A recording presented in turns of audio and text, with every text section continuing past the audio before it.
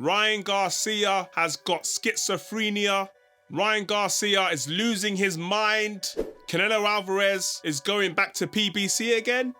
Dillion Whyte, he has been cleared to resume his boxing career. This is Mike from the Edgenote50KO Show. These are the boxing headlines, so let's talk about it. Dillion Whyte is back.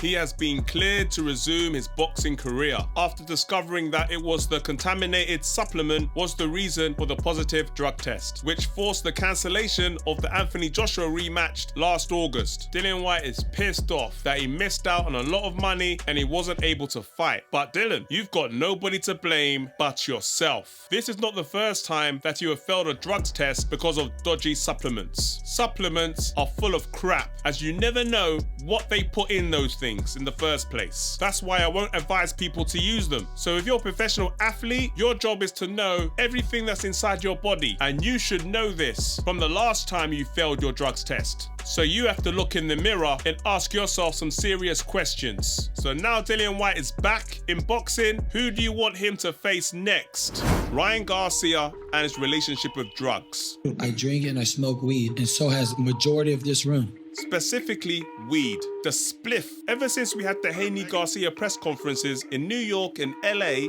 everyone has been talking about Ryan Garcia's erratic behavior. From him smoking weed. Train me good. I'm laughing, bro. I'm high. That's what I like. To him posting pictures of him and an OnlyFans model when he's supposed to be a man of God. Some people will think that he's just trolling, and some people like myself think he's high as a kite. Me personally, looking at his history over the years, I wouldn't be surprised if he had ADHD with a dose of schizophrenia from smoking all that weed on top of all the alcohol he's been consuming. Well, I would go as far as to say that it was the weed he was smoking as for the reason he pulled out of the fight the first time against Javier Fortuna last year. Even his baby mother is coming out on social media saying everyone should be worried for him. Someone needs to speak to him, but I don't think they will, because this fight is worth a lot of money. So the question is, what is more important, someone's mental health or how much money they can make from an individual? Because if this situation doesn't get handled the right way, then this fight could easily be overshadowed by PBC comes back from the dead. Well, that's what it looks like if you believe the latest news, that Canelo could stay with PBC after all. I believe what happened is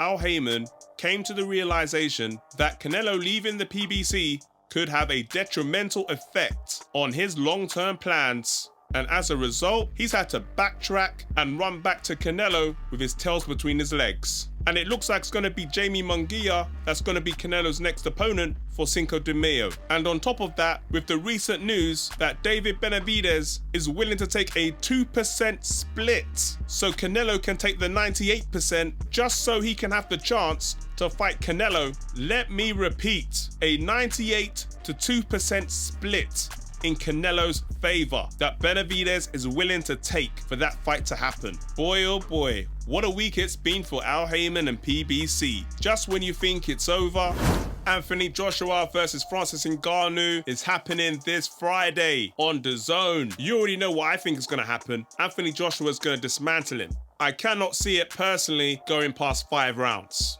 Maybe 7 rounds if Ngannou starts messing around and starts being all defensive. But I'm sorry for the Ngannou fanboys for telling it how it is. But just like the Tooth Fairy and just like Santa Claus and the same way as Ngannou being AJ, it's not real. And that's it from Edgenote50KO. Keep an eye out next week for episode 5. But until then, peace out.